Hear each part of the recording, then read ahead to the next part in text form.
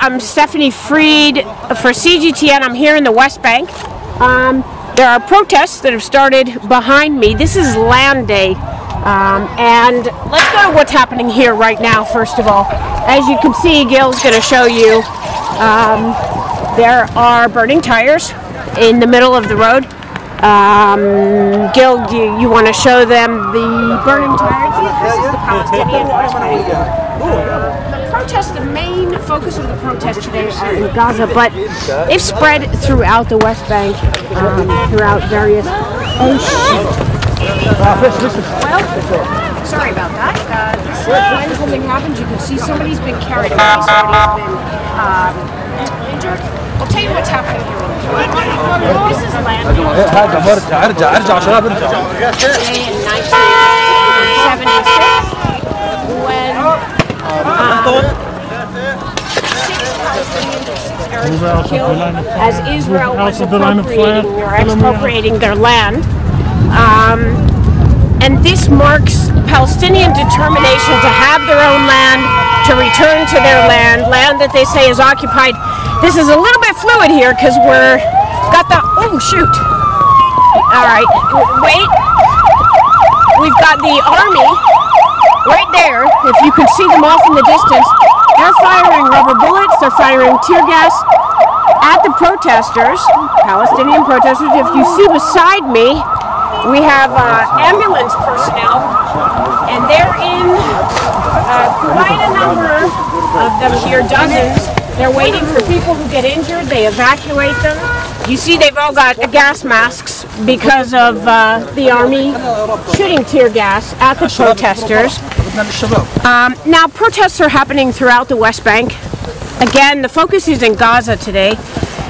Tens of thousands, reportedly 100,000, were meant to march to the border of Israel and Gaza.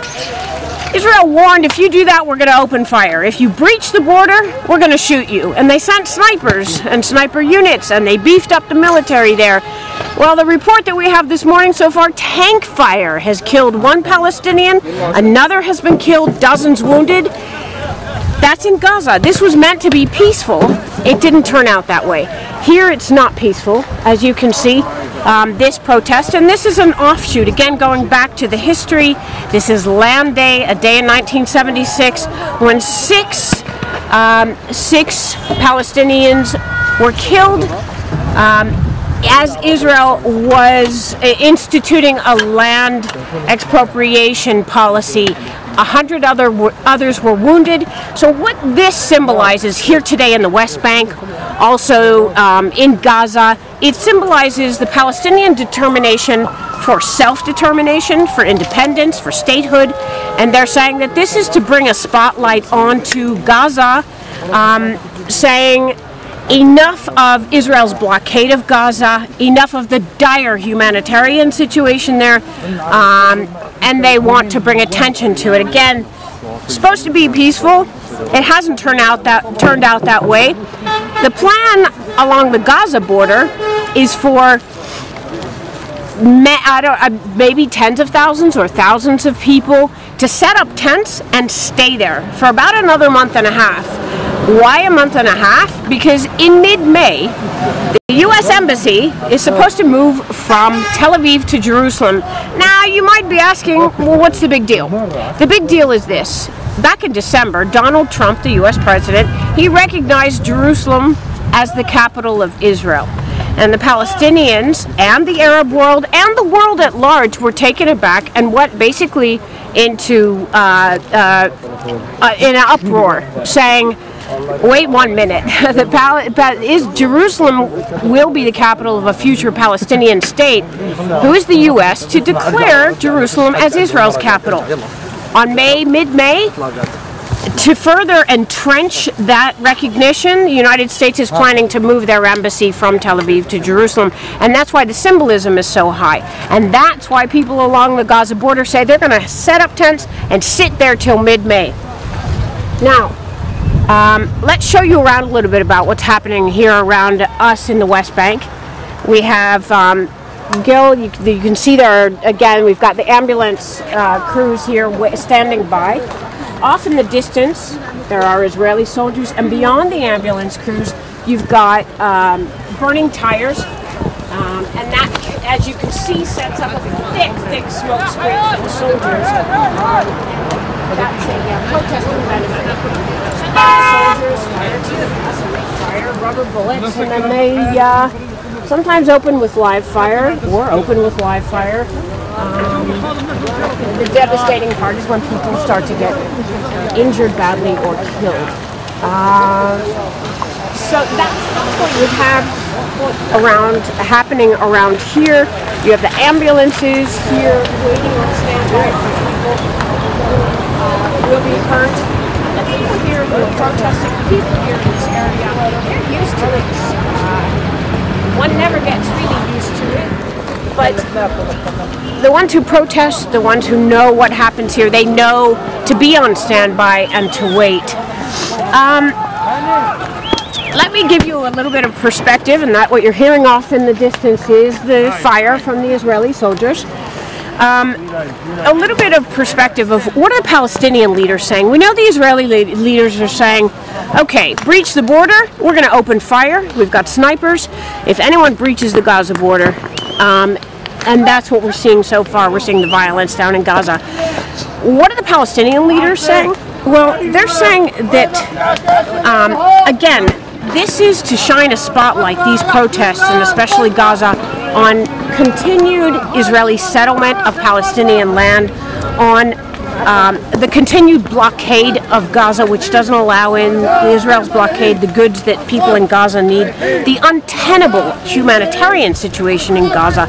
And that's what they're saying. It's enough is enough, and there needs to be a spotlight on the situation there. Israel, again, warning. And they're saying don't violate our sovereignty. That's how they're framing the whole don't breach the borders. What's going to happen? What are analysts saying? Analysts are saying they've got the eye on the future. They're worried that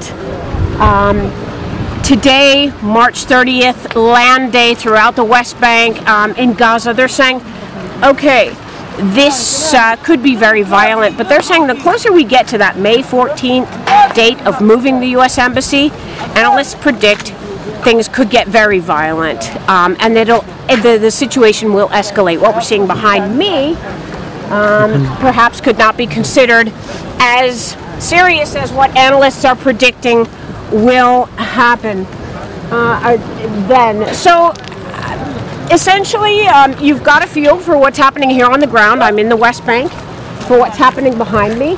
And again, beyond me, on all sides, we have soldiers. On this side here and to this side, we have soldiers. And then you've got the protesters who seem pretty fearless, who are throwing rocks and they're not throwing Molotov cocktails, correct? No, not rock. They're just rocks. Burning tires, waving the Palestinian flag. About that embassy move, by the way, there was word that perhaps U.S. President Trump would come in mid-May to see that official ceremony of the U.S. Embassy moving to Jerusalem because it's such a tremendous statement. But word came from the White House, or came from Washington earlier in the week, Mr. Trump will not be attending. In the future, will things get wilder? Go ahead, Gil, and show. Let's just go off me and we'll see what's happening behind me. Will things get wilder in the future, heading into May, toward mid-May? Only time will tell. And that is, analysts can predict as they will predict.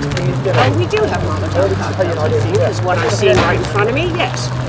But only time will tell, and the situation on the ground will tell. But we're going to show you a little bit more, and then we're just going to kind of wrap it up here. But basically, this is it. This is the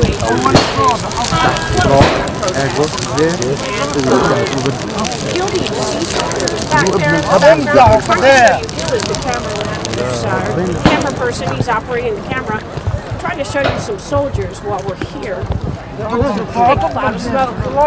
The only thing is that when the soldiers open fire, everyone starts running toward us, so we would have to take off. But here you have it. This is a close-up view. Unfortunately, things did get violent today. And again, it's a matter of time. Time will tell. We are expecting things to escalate and get violent. Headed down the road, more violent today and continued into the future. I'm Stephanie Freed for CGTN in the West Bank. Thank you.